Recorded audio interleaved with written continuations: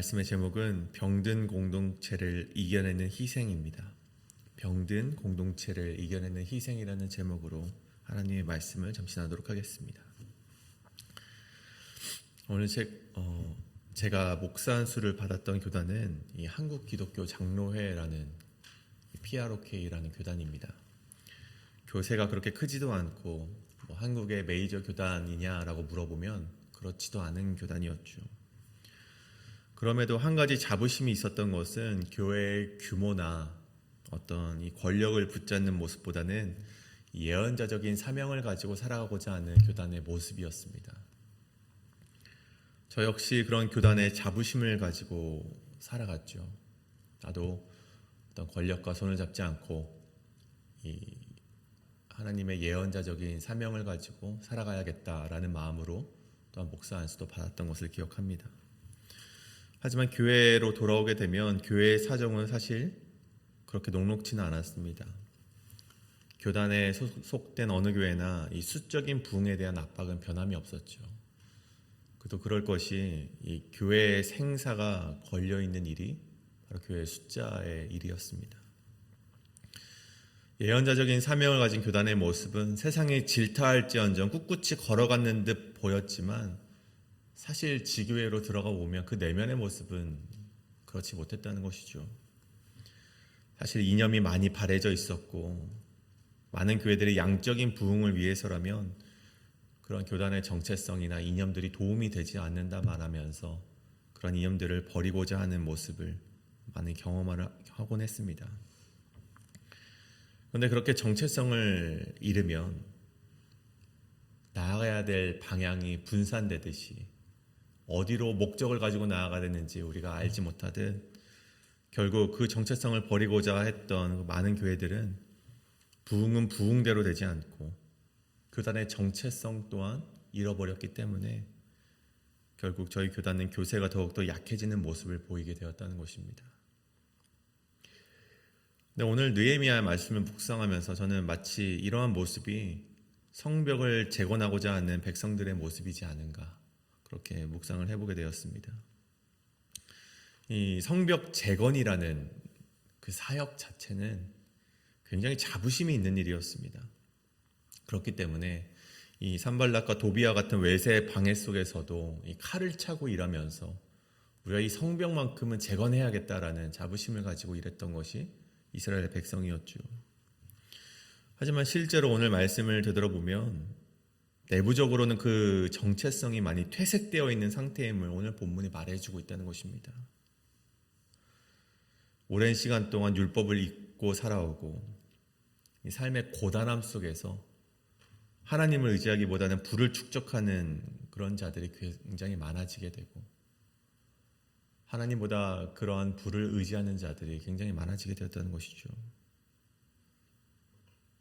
그렇게 오늘 이스라엘 백성들은 아주 병들어가고 있는 공동체임을 오늘 보게 되었습니다. 그런 가운데 오늘 본문이 주는 메시지는 무엇인가 보면 결국 이 정체성이라는 문제가 해결되지 않으면 성벽 재건이 완성된다 할지라도 곧바로 무너질 수 있다라는 경고를 오늘 말씀이 우리에게 해주고 있다는 것입니다.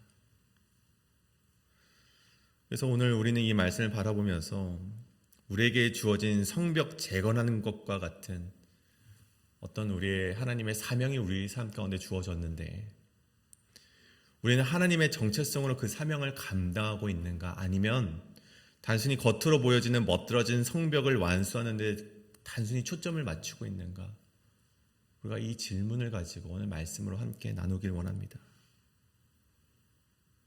우리가 그리스도인으로서의 정체성을 가지고 하나님의 사명을 향해 나아가고 있는가 아니면 단순히 그 사명이 멋있어 보이기에 이 사명을 완수하는 것이 멋들어져 보이기에 그 사명을 완수하는 데만 초점을 맞추고 있는가 이 질문을 함께 나누며 그리스도인이라는 정체성으로 진정한 성벽을 세워 나아가시는 여러분이 되시길 간절히 소원합니다. 이 시간 병든 공동체를 이겨내는 희생 우리가 두 가지로 함께 살펴보게 될 텐데 그래서 바로 첫 번째는 사명에 가려진 신음을 들어야 한다는 것입니다.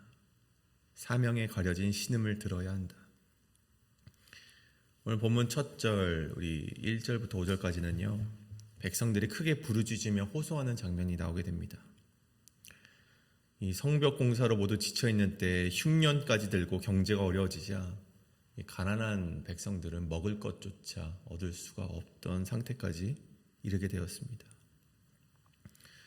오늘 그 1절에서 크게 부르짖은 사람들, 호소했던 사람들은요, 오늘 2절부터 우리 4절까지 세 부류의 사람으로 구분이 되는데, 첫 번째는 이 가족의 수가 많아서 이 빚을 진 경우입니다. 오늘 2절의 말씀이죠.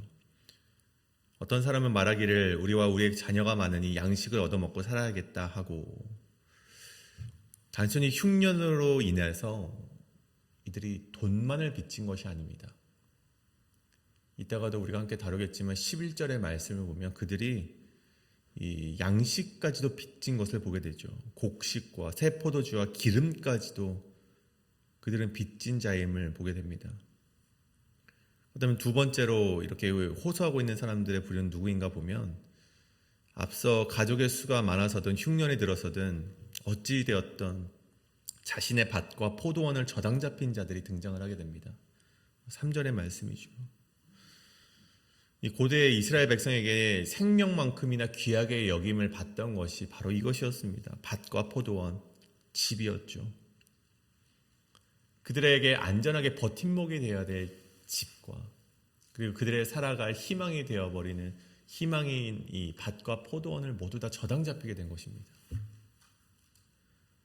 그들이 그렇게 절규하며 호소했던 것이죠. 그리고 마지막 세 번째 부류는 어떤 사람인가 보니 이 페르시아에게 세금을 내기 위해서 빚을 내는 사람들이었습니다. 이 페르시아가 이스라엘을 향해 세금을 징수를 하긴 했지만 사실 그렇게 과중한 것은 아니었습니다. 누구나 올바르게 1년 동안 농사를 한다면 충분히 낼 수 있는 금액이었다 하지만, 오늘 말씀에 보면 흉년과 더불어서 성벽 없이 지낸 세월 동안 약탈을 당했던 것을 염두에 두면 이들은 빚을 질 수밖에 없는 상황이었다는 것이죠. 근데 이 유형들은요, 문맥상 몇몇 개인들이 겪었던 삶이 아니었습니다. 이스라엘 백성들이라면 마치 우리나라 한 60년대 삶처럼 대부분이 겪는 경제적인 빈곤이었다는 것입니다. 이 문제는 하루아침에 쌓인 것이 아니고 오랜 시간에 걸쳐 차츰차츰 백성들의 목을 옥죄어오는 일이었죠. 그래서 아마도 이 백성들은 이 산발락과 도비아의 괴롭힘이 있을지라도 이 성벽 재건이라는 사명을 감수하면서, 그래, 내가 이것만 완수하면, 내가 성벽 재건이라는 그 사역을 완수하면 하나님께서 축복을 주시지 않을까, 그런 조그만한 희망을 가지고 그 사명을 이루기 위해서 열심을 냈을 것입니다. 근데 보십시오. 오늘 말씀을 보면 그 희망을 가지고 성벽 재건을 해 나갔지만 이제는 더 이상 버티지 못할 적으로 그게 치닫게 되었다는 것입니다.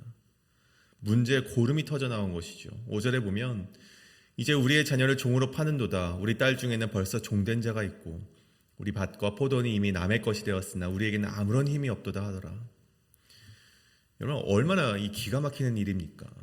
특별히 눈여겨보아야 될 점은 이것이 같은 하나님을 믿는다 말하는 동포끼리 발생한 일이었다는 것입니다. 같은 하나님을 섬기는 사람끼리 다른 사람을 착취하고 힘들게 하고 고통스럽게 했다는 것이죠. 그럼 출애굽기 22장에 보면요, 하나님께서 같은 민족에게 돈을 빌려줄 때는 이자를 받지 말라라고 명령을 하셨습니다. 뿐만이 아니라 레위기 25장과 신명기 15장을 보면 빚 때문에, 그럼에도 불구하고 빚 때문에 종이 된 형제는 7년째 되는 데에는 안식년으로 놓아주고 50년마다 돌아오는 희년에는 빚을 아예 탕감시켜 주어라라는 명령까지 하셨습니다. 자신의 백성을 지키고자 하고 자신의 백성에게 구원을 베푸시는 하나님의 명령이었죠. 설사 그럼에도 불구하고 부모가 가난하여서 자녀를 남의 집에 팔았다 할지라도, 또한 출애굽기 21장에 보면 자녀의 노동은 최대 6년으로 제한을 하셨습니다. 어떻게든 하나님께서 같은 동포끼리는 노예가 되지 않게 하고 서로가 서로에게 고통을 주는 존재가 되지 않게 하기 위한 하나님의 명령이었죠. 하지만 오늘 말씀에서 이 백성들이 경제적으로 이윤이 된다는 이유로 하나님의 법을 어기고 어려운 때 오히려 동족을 곤궁함으로 이용하는 죄악을 하나님을 믿는 백성들이 자행한 일이었다는 것입니다. 여러분, 이 일이 비단 느헤미야 시대에만 일어나는 일입니까? 우리가 한번 돌아보길 원합니다. 스스로를 그리스도인이라 말을 하지만 정작 우리 주변을 돌아보면 같은 그리스도인들을 힘들게 하고 약한 이들을 이용하고 어려움을 외면하는 이들이 여전히 존재한다는 것이죠. 어떤 분들은 경제적으로 그것을 이용하고 어떤 분들은 말로써 그런 것을 이용하고 또 어떤 분들은 관계로서 그런 것들을 이용하며 다른 그리스도인들의 목을 옥죄어 온다는 것입니다. 더 무서운 것은 이 모든 일들이 성벽 재건이라는 거대한 사명, 교회의 큰 목표, 바쁜 사역 속에서 겉으로는 잘 보이지 않는다는 것이죠. 지금은 중요한 때니까 나중에 해결하자. 혹은 어차피 큰 사역을 위해서 누군가의 희생은 불가피하다라고 말하면서 합리화하면서 문제를 덮어두는 것이 이 땅의 많은 교회들의 문제라는 것입니다. 겉으로는 이 성벽이 올라가는 것처럼 보입니다. 겉으로는 교회가 사명을 잘 완수하는 것처럼 보이지만 결국 안에서는 골망하고 어느 순간 고름이 터져 버린다는 것이죠. 백성들이 더는 견디지 못해서 오늘 말씀을 보면 크게 부르짖었습니다. 성벽을 잘 재건한 것처럼 보였지만 그들이 더 이상 참지 못하고 눈물을 흘리면서 자신의 자녀들이 종으로 팔려가는 것을 정말 눈물로써 이렇게 고통스럽게 호소하는 것을 오늘 말씀에서 이렇게 그들이 외치는 부르짖음이었다는 것이죠. 사랑하는 여러분, 오늘 말씀을 통해 우리가 알 수 있는 것이 있습니다. 하나님께서 기뻐하시는 공동체는요, 단순히 성벽이 세워지는 공동체가 아니라는 것입니다. 단순히 사명을 완수하는 것만이 목적으로 둔다면 그것은 하나님이 기뻐하시는 공동체가 아닐 수 있다는 것이죠. 하나님이 기뻐하시는 공동체는 성벽을 세우는 공동체이기도 하지만 그 안에 약한 이들의 신음을 듣고 서로가 서로의 짐을 지는 공동체라면 하나님께서 그것이야말로 기뻐하시는 공동체라는 것입니다. 겉으로는 사명을 이루어가는 것처럼 보일지라도 그 과정에서 한 사람의 눈물이 방치되고 약자의 고통 위에 성벽이 세워진다면 그 공동체는 결국 오래 버티지 못한다는 것을 우리는 반드시 기억해야만 합니다. 오늘 우리도 우리의 사명이 중요하지만 내가 감당하는 사명 가운데 하나님의 정의와 사랑이 함께하고 있는가, 우리는 끊임없이 이 질문을 던지시면서 우리가 단순히 성벽만을 재건해 나가는 것이 아니라 성벽을 재건해 가며 함께 재건해 나가는 많은 그리스도인들의 마음까지도 챙겨 나가시는 저와 여러분의 삶이 되시기를 간절히 소원합니다. 이것이 바로 사명에 가려진 신음을 들어야 한다는 것입니다. 일단 마지막 두 번째는 성벽은 희생하는 자의 모범으로 재건이 됨을 기억하라입니다. 느헤미야는 이 모든 일을 듣고 난 후에 이 산발랏 일당으로 인한 분노의 감정을 그 부유층들에게 동일하게 보이게 됩니다. 그렇게 같은 그리스도인들을 착취하고 하나님의 율법을 잊으며 살아갔던 자들에게 분노를 하는 것이죠. 근데 그 분노를요, 그 부유층들에게 곧바로 내비치지는 않습니다. 곧바로 이렇게 그 분노를 거칠게 내뱉지 않았다는 것이죠. 오늘 말씀에 보면 이 7절에 보면 깊이 생각함으로 이 일을 지혜롭게 해결해 나가는 것을 보게 됩니다. 이 분노라는 것을 통제하지 못하고 그대로 표출한다는 것은요, 사실 그 일을 그르칠 가능성이 크기 때문에 느헤미야는 지혜롭게 이것을 해결하고자 했던 것이죠. 그 지혜가 무엇입니까? 오늘 말씀 하반절을 보면 결국 그 지혜는 세 가지로 보여집니다. 첫 번째는 잘못된 것을 잘못되었다고 말할 수 있는 용기였습니다. 그리고 두 번째는 문제 해결을 위해서 희생의 모범을 보이는 것에 있었고, 세 번째는 이 모든 것이 하나님을 경외하는 데서 왔다는 것을 기억했다는 것입니다. 이것이 바로 느헤미야가 가졌던 지혜였죠. 8절을 보십시오. 우리는 이방인의 손에 팔린 우리 형제 유다 사람들을 우리의 힘을 다하여 도로 찾았거늘 너희는 너희 형제를 팔고자 하느냐 더구나 우리의 손에 팔리게 하겠느냐 하매. 느헤미야가 율법을 어긴 저들의 이 죄악을 보면서 즉각적으로 심판할 수도 있었지만 근데 감정적으로 그것을 그르치지 않고 오히려 논리적인 말들로 저들의 잘못을 스스로 깨닫게 합니다. 그것이 방금 이 8절의 말씀이죠. 하나님께서 우리를 구원하셨는데 왜 너희는 또다시 그들을 팔고자 하느냐? 그들에게 또다시 그런 자유를 속박하고자 하느냐? 그렇게 말할 때 저들의 반응을 보십시오. 그 결과 저들이 잠잠하여 말이 없었다라고 합니다. 자신들의 죄악이 너무나도 분명하였기 때문에 저들이 할 말이 없었다는 것이죠. 변명의 여지가 없었습니다. 그렇게 우리 또다시 9절에 보면 또 내가 너에게 이르기를 너희의 소행이 좋지 못하도다. 우리의 대적 이방 사람의 비방을 생각하라. 이렇게 말을 합니다. 느헤미야가 사실 잘못된 것을 잘못됐다고 말한다면 저들이 떠날 수 있습니다. 성벽 재건이 조금 더 더디게 될 수도 있지만 그럼에도 불구하고 잘못된 것을 잘못되었다고 말하는 용기를 가지고 저들에게 말을 했다는 것이죠. 그리고 나서 그가 어떠한 행동을 보였는가? 느헤미야가 그 문제 해결을 위해서 저들에게만 책임을 묻지 않습니다. 느헤미야 역시 자신이 이 문제의 책임감을 가지고 희생하는 모습을 보였다는 것이죠. 10절에 보면 느헤미야 역시 백성들에게 돈을 꾸어주었지만 이자 받기를 멈췄고 14절에 보면 12년 동안 총독이 받을 녹조차 이스라엘 백성이 짐이 될 것을 알았기 때문에 그것을 받지 않습니다. 12년 동안에 그 월급을 받지 않은 것입니다. 그리고는 유다 채권자들에게도 그 부유층에게도 이와 같이 행하라 라고 말을 합니다. 만약 느헤미야가 자신은 여전히 녹을 받고 자신은 여전히 저 사람들로부터 이자를 받으면서 너희는 그렇게 하지 마라고 했다면 여러분 그 말에 얼마나 힘이 실렸겠습니까? 느헤미야는 자신부터 멈췄다라는 것이죠. 자신의 권리를 내려놓고 그 다음에야 백성들에게 같은 길을 걸어가고자 권면을 했다는 것입니다. 여러분 이것이 가능한 이유가 무엇입니까? 여러분 느헤미야가 이 일을 감수할 수 있었던 이유가 무엇입니까? 오늘 말씀을 보면 하나님을 경외하기 때문에 그렇다라고 기록이 되어 있습니다. 9절 마지막 절에 보면 우리는 하나님을 경외하는 가운데 행할 것이 아니냐라고 기록이 되어 있습니다. 뿐만 아니죠. 15절에 보면 나보다 먼저 있었던 총독들은 백성에게서 양식과 포도주와 은 40세겔을 그들에게서 빼앗았고 또한 그들의 종자들도 백성을 압제하였으나 나 역시도 그렇게 할 수 있었으나 나는 그렇게 하지 않았다. 왜? 보면 15절 마지막 절에 나는 하나님을 경외하기 때문에 그렇게 행하지 않을 것이다.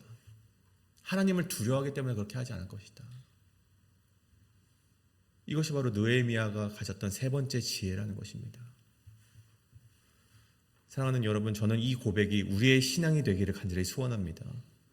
여러분 그때부터 공동체가 회복이 되기 시작합니다. 그때부터 이스라엘 백성의 회복이 시작되게 된 것이죠. 여러분 느헤미야의 희생은 잠깐이 아니라 12년 동안 한결같이 지속된 삶이었습니다. 하나님을 경외했기 때문에 이룩하게 된 그런 회복이었다라는 것이죠. 여러분 병든 공동체가 회복되는 길은요 어떤 대단한 프로그램에 있지 않습니다. 어떤 제도의 변화가 아니라 느헤미야 같은 한 사람의 희생으로부터 시작됨을 우리는 기억해야만 한다는 것입니다. 분노를 다스리고 그 가운데 하나님의 지혜를 의지하면서 잘못된 것을 바로잡고 필요하다면 자기의 손해를 감수하면서 그 모든 것을 하나님을 경외하기 때문에 내가 감수한다라는 그 믿음을 가지고 나아갈 때 우리의 공동체가 다시금 회복될 수 있다는 것입니다. 우리 가정이 회복되고 내가 속한 공동체가 회복되고 교회가 회복될 수 있는 길은 바로 이 느헤미야의 길에 있다는 것이죠. 여러분 오늘 말씀을 정리하고자 합니다. 여러분 오늘 우리가 이 공동체의 회복을 위해서, 우리가 온전한 성벽을 재건하기 위해서 우리가 해야 되는 것이 무엇입니까? 가장 먼저 우리에게 주어진 사명도 중요하지만 그 사명을 위해서 나아가는 걸음 가운데 고통받고 있는 자들이 없는가, 이렇게 되돌아봐야 된다는 것입니다. 내가 이 사명을 잘 완수했는데, 내가 이 일을 멋들어지게 행했는데 왜 나에게 그것을 문제 삼으십니까? 그렇게 묻는 신앙이 아니라 이 사명 가운데 혹 고통받는 일이 없었는가 되돌아보시고, 또 그 사명의 그 재건을 위해서 그 고통받는 자들이 함께 참여하게 하기 위해서 혹 나의 희생이 필요하다면 그 희생도 감수함으로, 하나님을 경외함으로써 감수하면서 나아가시는 여러분이 되셔서 우리 가운데 많은 무너져 있는 그런 공동체의 어려움들을 이겨내시고 회복하시고, 또 그 삶 가운데 하나님의 은혜가 가득 넘치는 여러분의 삶이 되시기를 간절히 소원합니다. 이 새해 우리가 기도하실 때 하나님, 우리가 느헤미야처럼 내 권리를 내려놓고 공동체를 살리는 희생으로서 나아가길 주저하지 않는 내가 되게 하여 주시옵소서라고 이 시간 함께 기도하며 나아가시는 여러분 되시길 간절히 소원합니다. 함께 기도하시겠습니다.